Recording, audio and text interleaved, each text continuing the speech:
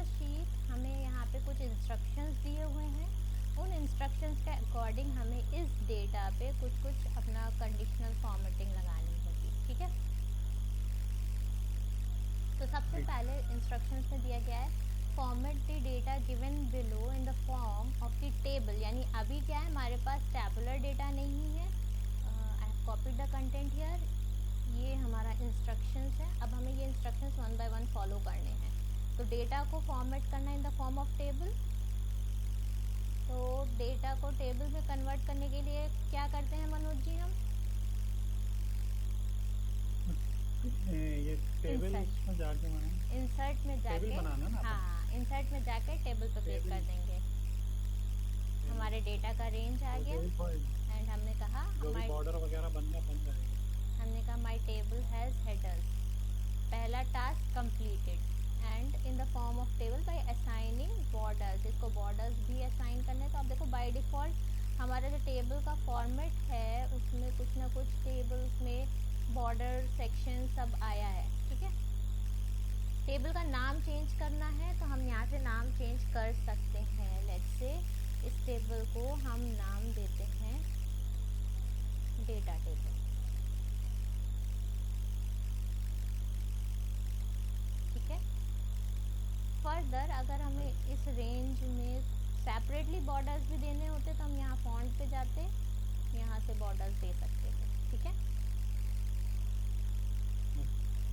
अब कहा जा रहा है colour the first 3 rows with fill colour, यानी आपको फर्स्ट 3 रोज को फिल कलर प्रॉपर्टी यूज करके येलो कलर करना है। तो this is the fill colour property, इससे हमें येलो करना है। तो येलो सेलेक्टेड था, येलो हो गए। बोला जा रहा है colour the last 3 rows with fill colour using green colour. अब हम यहाँ पे आए, कलर चेंज करना है, ड्रॉप डाउन पे क्लिक करेंगे and we can select the green colour, ठीक है। बेसिक फॉर्मेटिंग है ये। नेक्स्ट बोला जा रहा है change the font style of the heading to bold, ये हेडिंग है, आपको इसको बोल्ड करना है। नेक्स्ट क्या बोला जा रहा है अप्लाई ऑटो फिल्टर। अब क्योंकि हमने इसको ऑलरेडी टेबल में कन्वर्ट कर दिया था तो फिल्टर्स ऑलरेडी हमारे पास आ रहे हैं, नहीं आ रहे होते तो हम क्या करते, सेगमेंट सेलेक्ट करते, सॉर्ट एंड फिल्टर पे क्लिक कर देते। ये तरीका भी हमने देखा था। Next change the row height of the table to 20 and column to 15, यानी हमें इस एंटायर टेबल में कॉलम और रो का जो हाइट है वो चेंज करना पड़ेगा। उसके लिए आप क्या कर सकते हैं, अब आपको कॉलम और रो का हमें एक सेगमेंट ढूंढना है जहाँ हमारे कॉलम, राइट क्लिक करके भी जा सकते हैं, अदरवाइज यहाँ से भी आप जा सकते हैं। आप यहाँ से राइट क्लिक करेंगे, राइट क्लिक करके कहाँ जाएंगे बताइए? मैडम वो तो उसमें ले लेना अपन, ये जो जहाँ 1 2 3 लिखा हुआ है अगर उस पर क्लिक करके अपन नीचे खींच लेंगे तो आ जाता है कितना रो का विड्थ चाहिए है। या ABC पे पकड़ लेंगे तो कॉलम का हो जाएगा। जैसे 12 to 18 जाएंगे अपन, लेट्स से हमने 12 to 18 करा, राइट क्लिक करेंगे जी, ये रो हाइट आ गया। यस, रो हाइट पे जाएंगे एंड वी विल डू 20। ऐसे A to E सिलेक्ट कर लेंगे, 15 डाल देंगे। कॉलम विड्थ 50, ठीक है। तो ये बेसिक एडिटिंग था जहां हमने क्या किया, अभी हमने देखा रो और कॉलम का हाइट मैनुअल एंटर किया है। अब अगर सेकेंड इंस्ट्रक्शन सेट कह रहा है रो और कॉलम का हाइट हमें ऐसे एडजस्ट करना है कि डेटा बेहतर फिट हो जाए। अब आप देखिए यहाँ पे हमारा अमाउंट का डेटा भी पूरा आ रहा है, लेकिन अगर हम चाहते हैं कि ऑटोमेटिकली हो जाए तो हम क्या करेंगे, हमने एक ऑटो फिट का प्रॉपर्टी देखा था, कहाँ पे देखा था वो याद है? याद नहीं। ये फॉर्मेट है फॉर्मेट, जी इस फॉर्मेट में जाके आपको ये ऑटो फिट प्रॉपर्टी मिल जाता है। और सेम वही चीज़ जो राइट क्लिक करके रो और कॉलम का हाइट डाला, ये आपको यहाँ फॉर्मेट से भी मिलता है। हमने कहा रो को ऑटो फिट कर दिया, एंड अगर हमें कॉलम को ऑटो फिट करना है, हम यहाँ पे गए, हम डेटा पे गए एंड हमने ऑटो फिट कॉलम कर दिया। ठीक है, अब क्योंकि हमने ये एंटायर कॉलम सेलेक्ट किया था, तो इस पूरे वाले कॉलम के अकॉर्डिंग जो बेस्ट फिट रहेगा वो सेलेक्ट हो गया है। ठीक है, यस तो हाइट और विड्थ कॉलम की हम इस फॉर्मेट ऑप्शन से भी कंट्रोल करते हैं। अगर हमें कुछ चेंज करना होगा तो आप सिंपल रो हाइट डालोगे तो देखो वही मिसलेनियस बटन आ गया, जहाँ से हम मैनुअली हाइट को सेलेक्ट कर सकते हैं। ठीक है, नेक्स्ट इंस्ट्रक्शन है align the following statements to the centre of the cell, यानी ये जितना भी डेटा है इसको हमें सेंटर अलाइन करना है। तो अब आप देखिए, सेल का सेंटर अलाइन करने का मतलब है रो में भी सेंटर पे आए और कॉलम में भी सेंटर पे आए। तो हमारे पास अलाइनमेंट ऑप्शंस यहाँ पे हैं। पहले हमने कॉलम के लिए सेंटर अलाइन किया, फिर हमने रो के लिए सेंटर अलाइन कर दिया। अब हमारा पूरा डेटा क्या है, सेल के सेंटर में आ रहा है, प्रॉपर सेंटर में आ रहा है। ठीक है, जी नेक्स्ट है change the format of dates to the given format. Okay, ये हमारा ओरिजिनल डेट था और हमें बोला जा रहा है इसका फॉर्मेट चेंज करके क्या कर दो, MMYY फॉर्मेट कर दो, यानी मंथ एंड देन आपका YY फॉर्मेट आ जाए। अब ये जो है आपका, इसमें से आपको YY फॉर्मेट उठाना है, यानी आपको डेट तो पिक करनी है, लेकिन किस फॉर्मेट में चाहिए। फॉर्मेट चेंज करने के लिए हमने क्या बोला था, हम यहाँ से चेंजेस कर सकते हैं। जैसे हमारा शॉर्ट डेट है, लॉन्ग डेट है, या हमने कहा था अगर हमें कुछ डिफरेंट करना है तो मोर नंबर फॉर्मेट में जा सकते हैं। कस्टम में अभी हमारा जो डेट सेलेक्टेड है इस सेल में वो क्या है, D-MM फॉर्मेट में, और हमें क्या बोला जा रहा है किस में करना है, MM-YY में।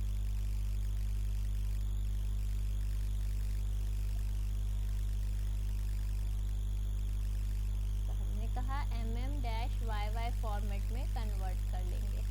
ये फॉर्मेट सेलेक्ट किया। अब आप देखो सेलेक्ट करते ही क्या हो गया, डेट सेम थी लेकिन रिजल्ट हमारा अलग तरीके से शो हो रहा है।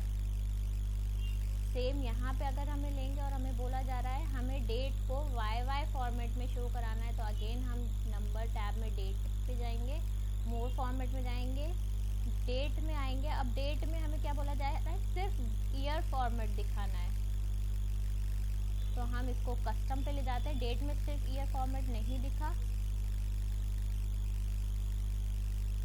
क्या यहाँ पे सिर्फ ईयर फॉर्मेट है, या वहाँ टाइप में YY लिख के नहीं है, इसी में टाइप में होगा। हाँ ऐसा कर लेते हैं, आ गया। टाइप में YY लिखा, आपने बेसिकली ईयर का जो शॉर्ट हैंड है वो लिखा और इसका फॉर्मेट क्या हो गया, YY बन गया। सेम आप यहाँ भी कर सकते हैं। ये हमारा डेट था, कस्टम पे जाते हैं, कस्टम, और टाइप हमें चाहिए DDMMYY, तो चाहे तो आप इस लिस्ट से सर्च कर लीजिए, अल्टरनेटिवली आप यहाँ पे अपना स्पेसिफिक टाइप मेंशन कर लीजिए और ओके कर दीजिए, इससे भी आ जाएगा। ठीक है, तो ये है how we do data validation and formatting on date values की। अगर हमें डेट रिलेटेड फॉर्मेट्स को चेंज करना है तो हम किस तरीके से उन फॉर्मेट्स को चेंज करते हैं। इन फॉर्मेट्स को हम फार्मूलाज के थ्रू भी चेंज कर सकते हैं, तो वो हम जब फार्मूलाज एक्सप्लोर करना स्टार्ट करेंगे उसमें देखेंगे कि अगर यही काम फार्मूलाज के थ्रू करना है तो कैसे करेंगे। अब नाउ नेक्स्ट है use a combination of keys on the keyboard to bring the following result. अब आपको बोला जा रहा है आपको करंट टाइम चाहिए। अगर हमें करंट टाइम पिक करना होता है तो करंट टाइम के लिए हमें कुछ फार्मूलाज पढ़ने पड़ेंगे, उससे क्या होगा, हमारा करंट टाइम हमें दिख जाएगा।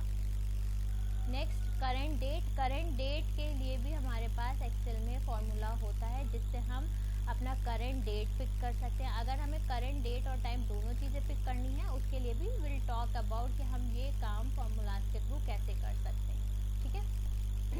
तो ये तो थे कुछ बेसिक लेवल फॉर्मेटिंग जो कि हम एक्सेल में परफॉर्म कर सकते हैं। अगर हम एडवांस लेवल फॉर्मेटिंग की बात करते हैं तो let me copy this segment.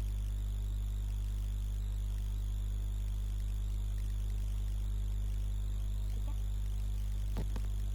अब हमें बोला जा रहा है we need to add a column. इस इंस्ट्रक्शन सेट को कट करके यहाँ रखते हैं। ठीक है, हमें क्या करना है, we need to add one column between sales representative and branch. Sales representative और ब्रांच के बीच में हमें एक कॉलम ऐड करना है। तो कॉलम ऐड करने के लिए कॉलम सेलेक्ट करिए, इंसर्ट क्लिक कर दीजिए, कॉलम ऐड हो जाएगा। अब क्या बोला जा रहा है, separate the first and the last name from the sales representative. हमारे पास सेल्स रिप्रेजेंटेटिव्स में फर्स्ट नेम लास्ट नेम दो नेम दिए हुए हैं। अब हमें इसको ब्रेक करके अलग अलग लिखना है। तो ब्रेक करने के लिए एक तरीका तो ये होता है मैनुअली हम कट पेस्ट करें, बट एक्सेल में मैनुअल काम तो हम कम ही से करेंगे। तो इसको हम देखेंगे कि हम कोई फार्मूला वगैरह ऐसा अवेलेबल है जिसके थ्रू हम इसको स्प्लिट कर सकें और स्प्लिट करके लिख सकें। ठीक है, तो ये काम हम फार्मूला के थ्रू करेंगे। नेक्स्ट है conditionally format the collection amount with green colour which is more than 1 lakh. यानी 1 लाख का अगर कलेक्शन 1 लाख से ज़्यादा है तो हमें फॉर्मेटिंग करनी है ग्रीन कलर से। कंडीशनल फॉर्मेटिंग में हाँ जी, कंडीशनल फॉर्मेटिंग में जाके करेंगे तो हमारा ये रेंज है जिस पर हमें कंडीशनल फॉर्मेटिंग लगानी है। हमें हाईलाइट करना है, हाईलाइट किया, हमने लगाया ग्रेटर देन। हमने कहा ग्रेटर देन में 1 लाख से ज़्यादा जो हो उनको क्या करना है, ग्रीन कलर से फिल कर दो।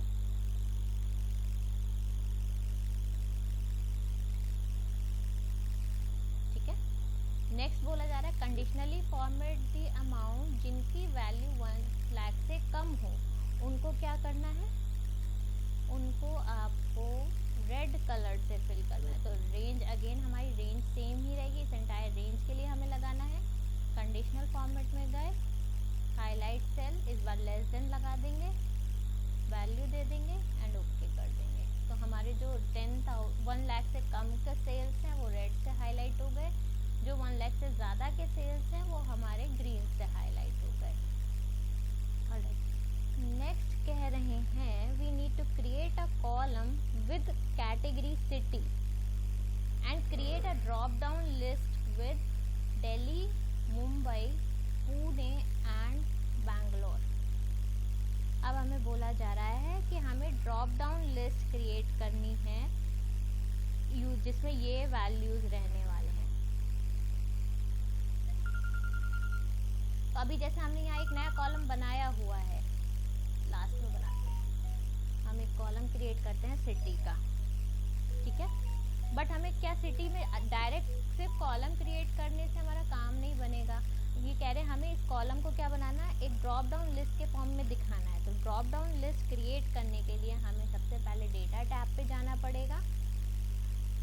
ठीक है, अब डेटा टैब में हम क्या कर सकते हैं, हम डेटा टैब में जाके हमें बेसिकली एक डेटाबेस का टेबल क्रिएट करना पड़ेगा। तो लेट्स से मैं एक सिटी नाम से रेंज बनाना चाहती हूँ जिसमें हम अपने सारे सिटीज़ को लिस्ट कर देंगे, दिल्ली, मुंबई,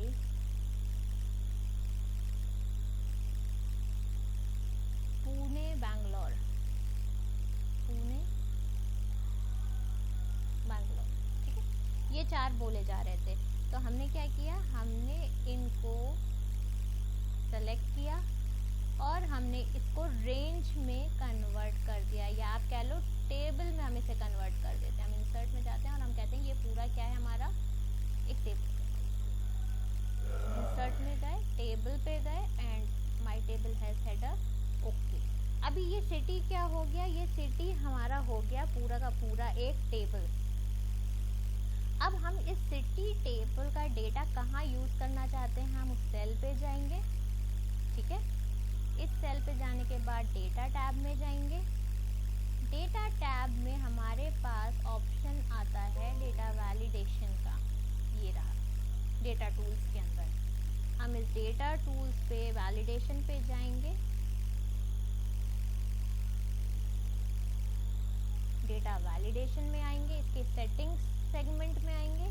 सेटिंग्स में हमें यहाँ पे एनी वैल्यू की जगह लिस्ट सेलेक्ट करना होगा, ठीक है। और इसमें नीचे सोर्स में हमें इस टेबल का लोकेशन देना होगा कि कौन सा वैल्यूज हमें चाहिए हैं, ठीक है। एक तो ये है वैल्यू सेलेक्ट करने का, दूसरा क्या है, हम यहाँ पे डायरेक्ट रेफरेंस भी यूज़ कर सकते हैं किसका, इस, क्योंकि ये डेटा सेम शीट में, कई बार हम क्या करते हैं ये डेटा दूसरे शीट में रखते हैं फिर रेफ़र कराते हैं। अभी सेम शीट में है तो हमने डेटा का रेंज, एंटायर रेंज उठा के दे दिया कि हमें डेटा किस सेल से किस सेल तक चाहिए। तो एक्चुअली ये 14 नहीं 15 से पिक करेंगे हम, यहाँ से डेटा इन चारों में से चाहिए, ठीक है। नेक्स्ट आगे बढ़ते हैं, इनपुट मैसेज एरर, ये सारी चीज़ें हम ब्लैंक छोड़ सकते हैं, या हम यहाँ वैलिडेशन में कुछ मैसेज दिखाना चाहें तो हम मैसेज भी दिखा सकते हैं। इसको टाइटल बोल देते हैं सिटी, और हम कहते हैं प्लीज सेलेक्ट अ वैल्यू। ये सिर्फ नॉर्मल मैसेज है जो डिस्प्ले होगा, ठीक है। एरर टैब में हम एरर वैल्यू दिखा सकते हैं, जैसे कि हम इसको बोल सकते हैं इनवैलिड एंट्री, और हम यहाँ मैसेज दे सकते हैं please select a valid city from the list. तब आप देखो जैसे ही हमारा ये पर्टिकुलर सेल था, इसमें देखिए जो हमने मैसेज डिस्प्ले कराया था उसका टाइटल सिटी दिया था, और हमने एक मैसेज डाला था please select a value from the list, इसके आगे ड्रॉप डाउन बन के आ गया। अब इस सेल में हम ये ड्रॉप डाउन लिस्ट से वैल्यूज पुल कर सकते हैं, जैसे मैंने कहा दिल्ली पिक करना है। अब हम क्या कर सकते हैं, ये ही पूरा drop down drag and drop कर सकते हैं, तो हमारे जितने सेल्स हैं वो सारे सेल्स क्या बन जाएंगे, एक ड्रॉप डाउन लिस्ट में कन्वर्ट हो जाएंगे। तो बेसिकली ये डेटा वैलिडेशन का पार्ट होता है। कई बार हमें ऐसा रिक्वायरमेंट होता है कि हमारी कुछ सेल में जो वैल्यू है वो किसी दूसरे टेबल या लिस्ट के फॉर्म में बना के हम पुल करते हैं। तो उस केस में क्या होता है, पहले तो हम एक सेपरेट लिस्ट बना लेते हैं। इस लिस्ट को आप चाहे तो सेम शीट पे रख सकते हो, आपको किसी दूसरे शीट पे रखना है तो दूसरे शीट से भी हम रेफरेंस करा पाएंगे। जैसे अगर हम इस शीट 1 में जाएं और लेट्स से हम यहाँ एक टेबल बनाएं सिटीज़, जिसमें हम वैल्यू डालें Delhi, Mumbai, Pune, Bangalore and let's say Jaipur, ठीक है। एंड टेबल क्रिएट करने के लिए एक तरीका होता है इंसर्ट टैब में जाके टेबल क्लिक करना, दूसरा शॉर्टकट होता है कंट्रोल+T, T फॉर टाइगर। अगर आप कीबोर्ड में कंट्रोल+T प्रेस करेंगे तो भी हमें क्रिएट टेबल फॉर्मेट खुल के आ जाता है। यहाँ से हम अपने इसको टेबल में कन्वर्ट कर सकते हैं। एंड लेट्स से मैं यहाँ एक कॉलम लेती हूँ, यहाँ I will try to pull the data कहाँ से, प्रीवियस टैब से। तो हम डेटा में जाएंगे, डेटा वैलिडेशन में जाएंगे, सेटिंग्स में आएंगे, सेटिंग्स में यहाँ पे आकर लिस्ट सेलेक्ट करेंगे, सोर्स में जाएंगे, सोर्स में जाने के लिए हम इस शीट में अपना सोर्स सेलेक्ट करेंगे। कब आप देखो जब हम दूसरे शीट में रेफर कर रहे हैं सेल के रेंजेस को, तो हमारा ये जो सेल ये है रेंज, पहले हमें address set A1, A2, B1, B2 ऐसे लिख के आ रहा होता है। यहाँ पे हमें सेल एड्रेस से पहले हमारे शीट का नाम लिख के आता है। ये चीज़ समझ में आ रही है? यानी इसकी बिहाफ पे एक्सेल पता करता है ये कौन से शीट से डेटा पुल कराने की हम कोशिश कर रहे हैं। तो जब हम किसी दूसरे शीट से, सेम शीट से करना होगा तो सीधे सीधे एड्रेस से पिक हो जाता है, दूसरे शीट से पिक करना होगा तो शीट का नाम हम एज अ रेफरेंस पहले यूज़ करते हैं, ठीक है। ये कर लिया, ओके कर दिया।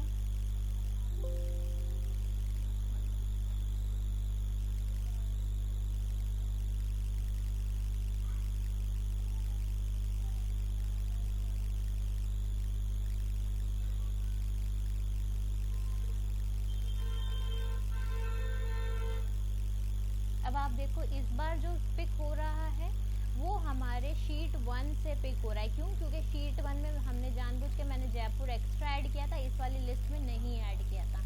तो हम डेटा सेम शीट से भी ड्रॉप डाउन के फॉर्म में डेटा वैलिडेशन का यूज़ करके कर सकते हैं, या फिर हम किसी दूसरे शीट, दूसरे वर्कबुक से भी डेटा पुल करा सकते हैं। बट उस केस में डिफरेंस क्या होगा, जब हम वैलिडेशन में एड्रेस देंगे तो शीट का नाम का रेफरेंस साथ में जाएगा।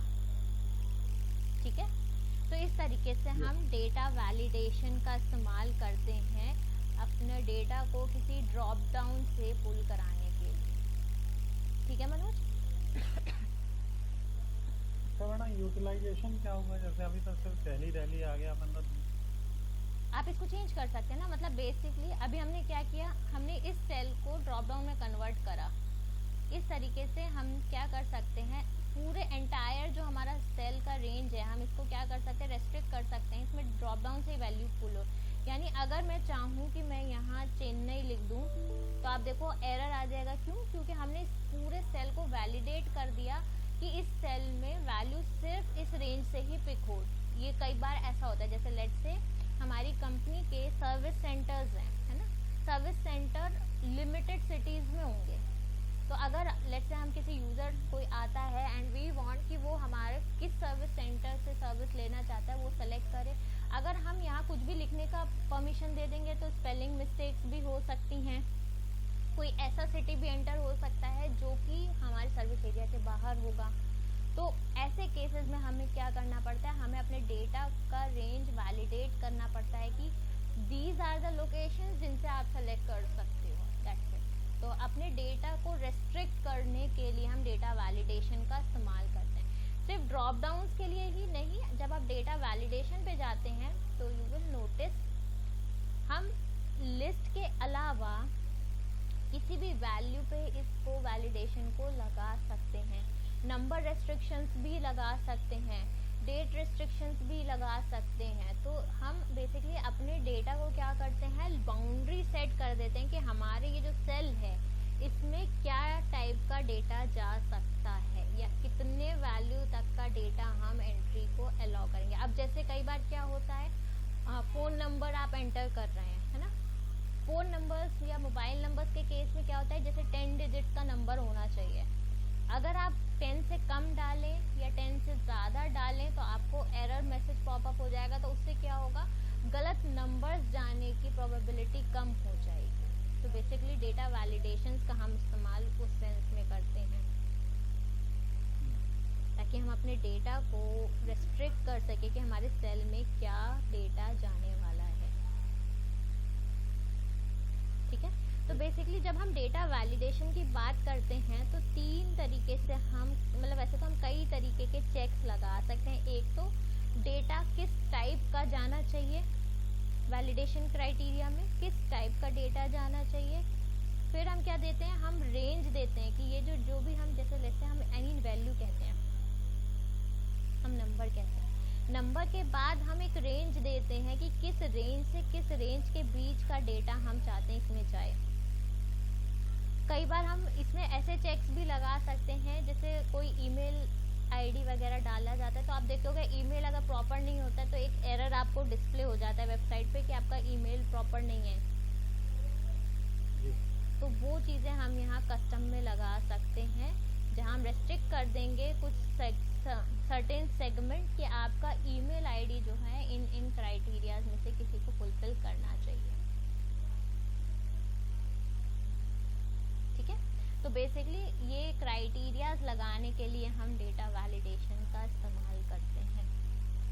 और इससे आप देखो हमारा काम भी तो आसान हो गया। अगर हमें सिटी मैनुअली एंटर करना पड़ता तो टाइम ज़्यादा लगता। अब हमें क्या करना है, ड्रॉप डाउन क्लिक करना है, सीधे सीधे हमने सेलेक्ट कर लिया तो टाइम बच गया। एरर, टाइपिंग मिस्टेक्स और एरर होने के भी चांसेस हमने कंट्रोल कर लिए। ठीक है, तो इस तरीके से हम डेटा वैलिडेशन रूल्स लगाते हैं। तो ये हमारे advance level of formatting segment में आता है, जहाँ हम डेटा वैलिडेशन लगाते हैं। अभी इसमें जो टेक्स्ट स्प्लिट करने वाला पार्ट है अभी हमने वो नहीं किया है। अब हम वो भी देखेंगे आगे चल के कि अगर हमें टेक्स्ट को स्प्लिट करना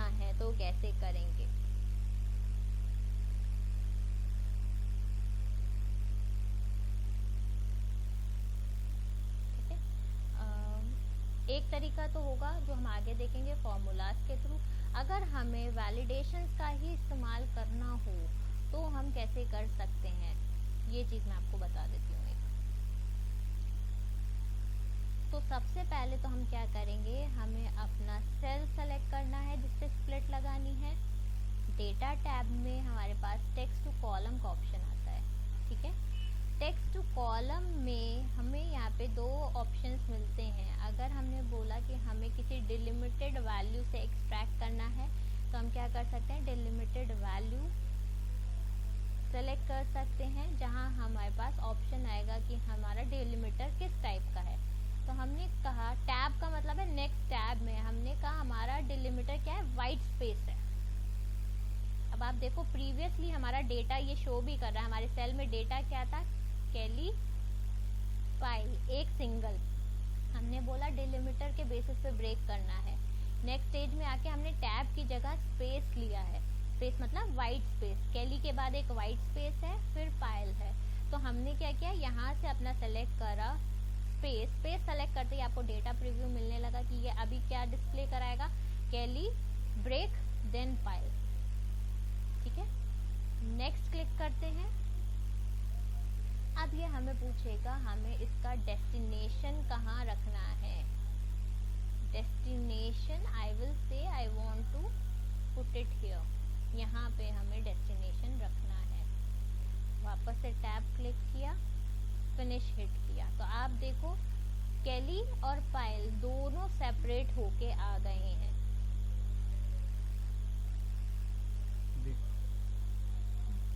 अब ड्रैग एंड ड्रॉप जैसे ही हमने किया तो हो क्या रहा है, अब आप देखो ड्रैग एंड ड्रॉप करते ही पूरे में कैली फाइल ही आ रहा है। अब हम इसको भी समझेंगे, this is basically part of referencing, कि हमारे जो रेफरेंस हमने यूज करा है उसके वजह से जब हमने यहाँ फॉर्मूला पुट किया था वैलिडेशन में,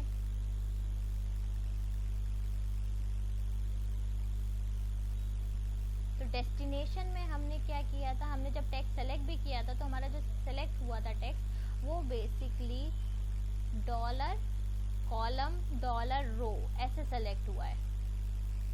बाय डिफॉल्ट इसने जो पिक करा है वो कैसे किया है, इसने हमारा एब्सोल्यूट रेफरेंसिंग मेथड यूज किया है। इसको हम एब्सोल्यूट रेफरेंसिंग मेथड, जैसे हर एक सेल, जैसे हम इस सेल की बात करते हैं तो इस सेल का एड्रेस क्या है, B11 B11,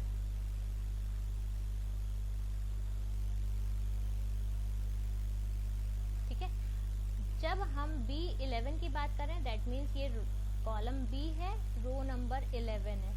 अब जब हमने ये वाला फॉर्मूला बनाया था कंडीशनल फॉर्मेटिंग और डेटा वैलिडेशन यूज करके वैलिडेट किया था, तब आपने नोटिस किया होगा कुछ इस टाइप का था, $B$11। ये जो हमारा है इसको हम कहते हैं रिलेटिव रेफरेंसिंग। जो ये डॉलर साइन के साथ है बेसिकली इसका मतलब होता है हम सेल और कॉलम को लॉक कर रहे हैं, ये हमारा कहलाता है एब्सोल्यूट रेफरेंसिंग, ठीक है। इन दोनों में फ़र्क ये आता है। रिलेटिव रेफरेंसिंग इसको हम बेसिक फार्मूलाज के टर्म्स में भी समझेंगे कि जब हम फार्मूला कोई भी यूज़ करते हैं तो जब हम ड्रैग करते हैं, अगर हम रो वाइज ड्रैग करेंगे तो फार्मूला में जो सेल के रो के वैल्यूज़ हैं वो ऑटोमेटिकली इंक्रीमेंट होके देता है, तो वो रिलेटिव रेफरेंसिंग में होता है। जब हम कोई भी फार्मूला में रेंज फिक्स कर देते हैं तब आप ड्रैग एंड ड्रॉप लगाओगे तो भी आपका सेम सेल ही पिक होगा जो कि यहाँ हो रहा था, ठीक है। तो वो हमारा कहलाता है एब्सोल्यूट रेफरेंसिंग। अब हम इसको एक बेसिक छोटे से एग्जांपल से समझेंगे। लेट्स से हमारे पास यहाँ कुछ वैल्यूज हैं 10, 20, 30, 40, ठीक है। हम बेसिक सम फार्मूला से इस्तेमाल करेंगे क्योंकि ये रेफरेंसिंग का जो तरीका है ये हमें मेजर डिफरेंस फार्मूलाज के केस में देता है। हमने यहाँ पे बोला सम, सम का मतलब होता है जो भी हम रेंज देंगे उसमें हमारे जितने नंबर्स हैं उन सबको ऐड करके देगा, ठीक है। अब मैंने बोला यहाँ पे सम कर दो B34 से B37 के लिए, ठीक है। अब हम एक काम करते हैं, इस सेल को यहाँ ना लगा के यहाँ लगाते हैं, ठीक है। फॉर्मूला क्या है, B34 से B37। अब जैसे ही हमने इस फॉर्मूले को 2 स्टेप ड्रैग किया, आप देखो फॉर्मूले में वैल्यूज अलग आ रहे हैं। जब हमने रो में ड्रैग किया तो इसने आप देखो B34 को नीचे रो ड्रैग करते B35 से B38 रेंज कर दी। रो में इंक्रीमेंट हुआ, रेंज एक सेल नीचे शिफ्ट हो गई। नेक्स्ट फिर हमने रो में नीचे इंक्रीमेंट किया, एक रो और शिफ्ट हो गया नीचे। तो ये इशू आता है हमारा रिलेटिव रेफरेंसिंग के केस में। ये सिनेरियो होता है कि रिलेटिव रेफरेंसिंग के केस में, या अगर हम इसे कॉलम वाइज करेंगे तो आप देखो कॉलम, जैसे ही हम कॉलम इंक्रीमेंट करते हैं हमारा जो रेंज था वो 1 कॉलम शिफ्ट हो गया, इसीलिए हमें वैल्यू क्या मिली, 0 मिली। यही चीज़ अगर हम एब्सोल्यूट रेफरेंसिंग यूज़ करके करें, यानी फॉर्मूला सेम सम यूज़ करेंगे, बस इस बार जो रेंज है इसको हम रिलेटिव ना रख के एब्सोल्यूट कर देंगे। एब्सोल्यूट करने के लिए आप यहाँ पे F4 प्रेस करेंगे सेल सेलेक्ट करने के बाद, तो आप देखो डॉलर साइंस आ गए। डॉलर साइन B के पहले आने का मतलब है हमने सेल B को फिक्स कर दिया है, लॉक कर दिया है। $34 का मतलब है हमने ये रेंज 34 से स्टार्ट होगी ये लॉक कर दिया है। सेम हम सेकंड रेफरेंस के लिए भी B4 करेंगे, हम ये सेल सेलेक्ट करेंगे और हम F4 प्रेस कर देंगे, और F4 करते ही यहाँ हमने इस पूरे सेल रेंज को क्या किया, एक तरीके से लॉक कर दिया। नॉर्मल सम 100 ही आया। अब मैजिक होगा जब हम इसको ड्रैग करेंगे। जब हमने इसे ड्रैग किया, इस बार भी आप देखो सेल का रेंज क्या रहा, B34 से B37। एक स्टेप और नीचे ड्रैग करा, अगेन B34 से B37। जबकि जब हमारे पास रिलेटिव रेफरेंसिंग थी, जैसे ही हमने रो ड्रैग किया हमारा सेल का रेंज भी ड्रैग हो गया था। क्यों? क्योंकि हमने फिक्स नहीं किया था। सेम अगर हम इसे को कॉलम में भी ड्रैग करते हैं तो भी ये फिक्स रहेगा। क्यों? क्योंकि हमने कॉलम को भी फिक्स करा है। तो this is called absolute referencing, जहां हम रो कॉलम दोनों को फिक्स करते हैं। ठीक है। इनके अलावा एक तीसरा टाइप का रेफरेंसिंग होता है जिसको आप कहते हैं मिक्स्ड रेफरेंसिंग। मिक्स्ड रेफरेंसिंग में ये होता है, 2 केसेस होते हैं। यहाँ हम या तो रो फिक्स कर सकते हैं या फिर हम कॉलम को फिक्स कर सकते हैं। अब इस केस में क्या होगा, जो भी चीज़ जिस भी नंबर के पहले हम डॉलर यूज़ करते हैं वो फिक्स होता है। तो अगर हम ऐसा कुछ फॉर्मूला बनाएंगे सम, एंड लेट्स से इस केस में हम क्या करेंगे, आई वांट कि मिक्स रेफरेंसिंग यूज़ करेंगे और F4 एक बार करेंगे तो आपका एब्सोल्यूट रेफरेंस बनता है। दोबारा F4 करेंगे तो यहाँ पे देखिए हमने कॉलम B को फिक्स नहीं करा, लेकिन हमने रेंज का स्टार्टिंग रो 34 फिक्स कर दिया है यहाँ भी, यानी हमने रो को तो फिक्स कर दिया। तो जब आप ड्रैग करोगे तो रो जब तक ड्रैग हो रहा है आपको सेम रिजल्ट मिलेगा, लेकिन जैसे ही हम कॉलम में ड्रैग करेंगे you will notice row numbers तो फिक्स हो गए लेकिन कॉलम क्या है, चेंज हो जा रहा है। ये मिक्स रेफरेंसिंग होता है। इसी में हम ऐसा भी कर सकते हैं, लेट्स से हमने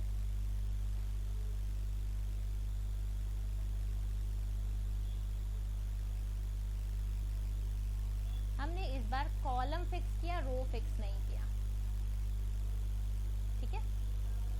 तो आप देखो कॉलम फिक्स है, रो फिक्स नहीं है। जैसे ही रो में ड्रैग करेंगे चेंजेस आने लगे, कॉलम में ड्रैग करेंगे क्योंकि कॉलम फिक्स है तो हमें कॉलम के रेफरेंस में कोई चेंज नहीं दिखेगा। तो ये हमारा कहलाता है मिक्स्ड रेफरेंसिंग, जहां हम या तो रो या कॉलम में से किसी एक एंटिटी को फिक्स कर रहे हैं। रिलेटिव में दोनों ही फ्री होते हैं। जैसे ही हम ड्रैग करेंगे, रो में ड्रैग करेंगे तो रो में रेंज इंक्रीमेंट हो जाती है, कॉलम में ड्रैग करेंगे तो कॉलम में इंक्रीमेंट हो जाएगी। सेम केस होता है एब्सोल्यूट रेफरेंसिंग, यहाँ हम पूरा का पूरा रेंज लॉक कर देते हैं। तो अब आप चाहे रो में ड्रैग करें या कॉलम में ड्रैग करें, आपका रेंज फिक्स है। मिक्स का केस क्या होता है, मिक्स में हमारा या तो सेल या तो कॉलम या फिर रो, दो में से कोई एक चीज़ आप लॉक कर सकते हैं। तो ये हमारे 3 मेथड्स होते हैं रेफरेंसिंग के। इनका मेन इस्तेमाल जब हम आगे फार्मूलाज पे मूव करते हैं वहाँ हम इसको यूज़ करते हैं। ठीक है। एब्सोल्यूट में तो पूरा हो जाता है लॉक। जी, एब्सोल्यूट में पूरा रेंज लॉक हो जाएगा।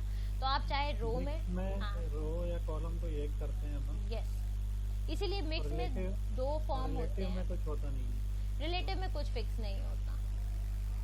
दोनों ही फ्लेक्सिबल हैं, दोनों ही चेंज कर सकते हैं। ठीक है, तो ये हमारा रेफरेंसिंग के मेथड्स होते हैं। ये हम फॉर्मूलाज में हमें अक्सर करके देखने को मिलेगा, हम इसका यूटिलाइजेशन फॉर्मूलाज में करते हैं। ठीक है, ऑलराइट। तो इस तरीके से हम बेसिकली डेटा वैलिडेशंस लगा सकते हैं। अब हम बात करते हैं लिस्ट की। लेट्स से हमारे पास ये रिकॉर्ड है, क्योंकि ये सारे छोटे छोटे टॉपिक्स जो हैं हम इस्तेमाल करेंगे।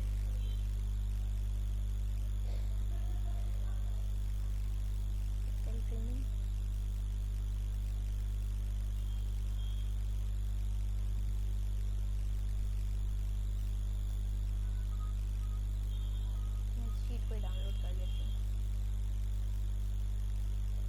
अब हमारे पास ये टेबल है, कुछ इंस्ट्रक्शंस दिए हैं जिसके हिसाब से हमें काम करना है इस पे।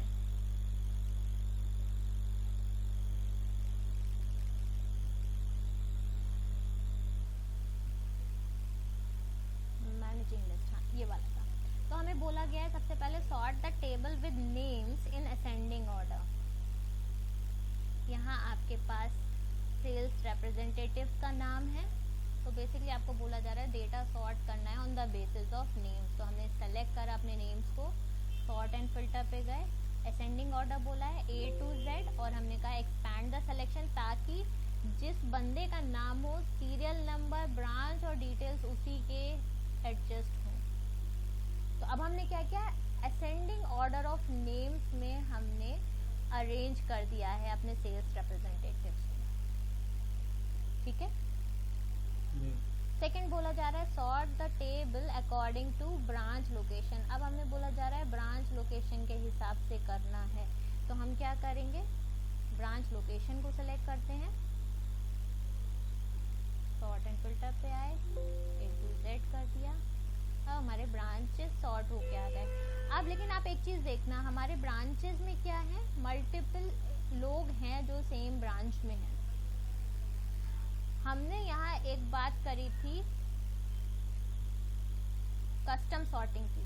अगर हमें एक लेवल से ज़्यादा सॉर्टिंग करनी होती है तो हम यहाँ कस्टम सॉर्ट कर सकते हैं, यानी कस्टम सॉर्ट लेवल करके, यस ऐड लेवल करके। पहले हमने ब्रांच लेवल सेलेक्ट किया, देन हम सेलेक्ट कर सकते हैं कि हमें लेट्स से सेल्स नंबर से चाहिए या हमें कलेक्शन अमाउंट से चाहिए। Let's say I want to see collection amount smallest to largest. तो अब चेन्नई के ही चारों बंदे टॉप पे आ रहे हैं और सेल्स के अमाउंट के बेसिस पे हमने उनको सॉर्ट कर दिया है। ठीक है, तो इस तरीके से हम बेसिक सॉर्टिंग लगा सकते हैं। सॉर्टिंग के अलावा हमने फिल्टर ऑप्शन देखे थे। लेट्स से ये कलेक्शन अमाउंट पे I want to put a filter, तो हम यहाँ पे जाते हैं, फिल्टर लगा देते हैं। एंड अभी मुझे फिल्टर करके डेटा देखना है वो जिनका 4000 से ज़्यादा अमाउंट हो। तो यहाँ सेलेक्ट ऑल से आप क्या कर सकते हो, वो हटा के अबव 4000 वाले रख सकते हैं, बिलो 4000 हम अनचेक कर सकते हैं। ऐसे करते ही रिकॉर्ड हमारी टेबल में पूरा है, लेकिन आप देखो हमें डेटा वही दिखेगा जो 4000 से बड़ा है। हाल फिलहाल हाइड हो जाता है। हाँ, बाकी हाइड हो जाते हैं। अनहाइड, इस फिल्टर को हटाना है, राइट क्लिक करिए, क्लियर फिल्टर कर दीजिए। ठीक है, जी। एक और चीज़ है, यहाँ ट्राई कर सकते हैं। हमने सेलेक्ट किया, सॉर्ट पे आए। अब बोला जा रहा है सॉर्ट करना है लेकिन अमाउंट को on the basis of amount less than 40,000। Conditional से करना है। हाँ, तो आप यहाँ क्या कर सकते हो, जैसे ब्रांच वैल्यू था, कलेक्शन अमाउंट वैल्यू था, आपको यहाँ वैल्यू कस्टम लिस्ट पे जाके आप यहाँ पे एक लिस्ट क्रिएट करके उसके हिसाब से भी कर सकते हो। कंडीशनल से इजी नहीं हो जाएगा? कंडीशनल से इजीली हो जाएगा। तो आप क्या कर सकते हो, मिक्स एंड मैच कर सकते हो कि सॉर्टिंग, फिल्टरिंग एंड आपका कंडीशनल फॉर्मेटिंग, उसके अकॉर्डिंग आप डेटा को रख सकते हैं। 40,000 से नीचे डाल देंगे हो जाए। यस, तो यहाँ आपके सेल्स क्या है, हाईलाइट होके आ जाएंगे।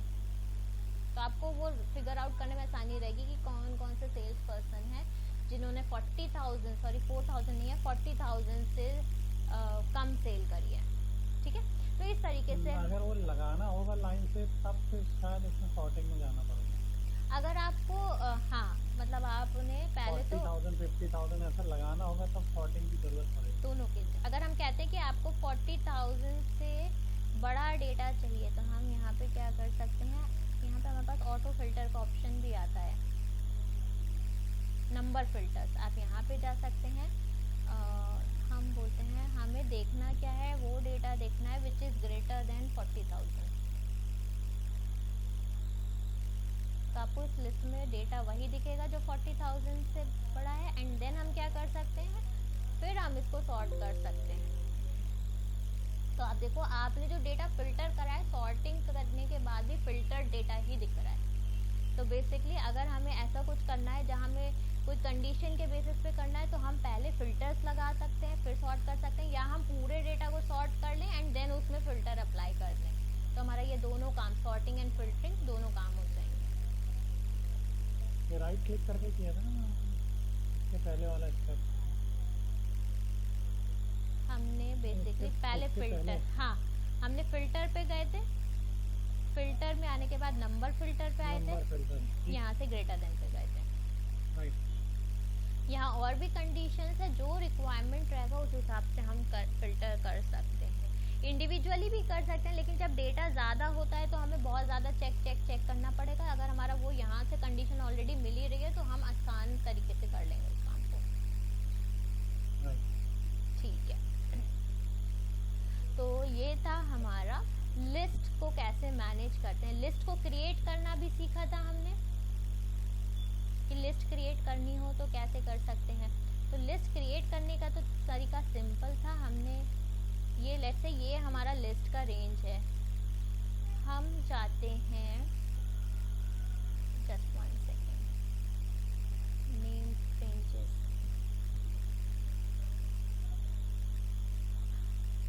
हम फॉर्मूलाज में जाएंगे। फॉर्मूलाज में जाने के बाद हमारे पास ये आता है डिफाइंड नेम। तो ये क्या कर सकते हैं, बेसिकली हम एक लिस्ट बना सकते हैं। तो मैं एक लिस्ट बनाऊंगी सिटी, इसका स्कोप जो है इसी वर्कबुक तक होगा, और हमने बोला इस टेबल, ये जो टेबल का डेटा है ये पूरा का पूरा किस में आ रहा है, सिटी लिस्ट में आ रहा है। तो अब मुझे कहीं भी कुछ भी डेटा में कुछ भी चाहिए होगा तो मैं इस सिटी को आप देखो डायरेक्ट एक्सेस कर पाऊंगी। ठीक है, ये फॉर्मूलाज के टाइम पे हम यूज़ करना देखेंगे कि हम लिस्ट के वैल्यूज़ किस तरीके से पुल कराते हैं। बट अगर हमें कोई भी, हमारे पास सीक्वेंस है, वैल्यूज़ हैं जिनको हम लिस्ट बनाना चाहते हैं, हम यहाँ से बना सकते हैं। फिर हम उसको सिटी को फॉर्मूला में यूज़ करना चाहें तो आप डायरेक्ट यहाँ पे जाके भी देख सकते हो कौन कौन से बने हुए हैं जिनको यूज़ करना है, या आप डायरेक्ट इक्वल टू साइन के बाद अपने फॉर्मूला के अंदर बेसिकली इसको एम्बेड कर सकते हैं। ठीक है, तो इस तरीके से हम लिस्ट बना सकते हैं। ठीक है, तो मनोज जी मैं आपको ये जो 2-3 शीट्स हमने आज देखे हैं जो कि बेसिक फॉर्मेटिंग का था, एडवांस फॉर्मेटिंग है, मैनेजिंग लिस्ट है, ये 3 शीट्स मैं आपको शेयर कर दूंगी। ठीक है, तो आपने जो जो चीज़ें हमने अभी देखी हैं आप इसको खुद से प्रैक्टिस कर लीजिएगा, सो दैट आप जो जो चीज़ें हैं, डेटा वैलिडेशन कैसे लगाना है, फॉर्मेटिंग कैसे करनी है, ये चीज़ें आप कर पाएँ। एंड इनफैक्ट आपके अपने ऑर्गेनाइजेशन में भी आपको कई जगह हो सकता है डेटा वैलिडेशन लगा रहे होंगे, तो आप उस पर भी ट्राई कर सकते हैं।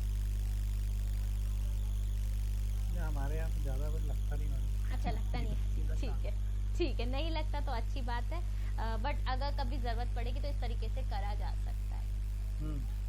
ठीक है, ऑलराइट, ठीक है, तो आज हम यही टॉपिक्स करेंगे। नेक्स्ट क्लास में हम फ्रेश स्टार्ट करेंगे अपने फार्मूलाज को, कि अब हम बेसिकली बढ़ रहे हैं फार्मूला बिल्डिंग की तरफ। तो हम फार्मूला टैब के इन फार्मूलाज को पढ़ेंगे, इनका यूज़ कैसे करना है वो देखेंगे। एंड जब हम सारे फार्मूलाज को पढ़ लेंगे, कितने कितने टाइप्स के फार्मूलाज हैं, कुछ हमारे पास बेसिक नंबर रिलेटेड फार्मूलाज होते हैं, कुछ टेक्स्ट रिलेटेड फंक्शंस होते हैं, कुछ लॉजिकल फंक्शन फंक्शंस होते हैं, डे टाइम स्पेसिफिक फंक्शंस होते हैं, तो हम वन बाय वन हर एक कैटेगरी को एक्सप्लोर करना स्टार्ट करेंगे कल के क्लास से। राइट।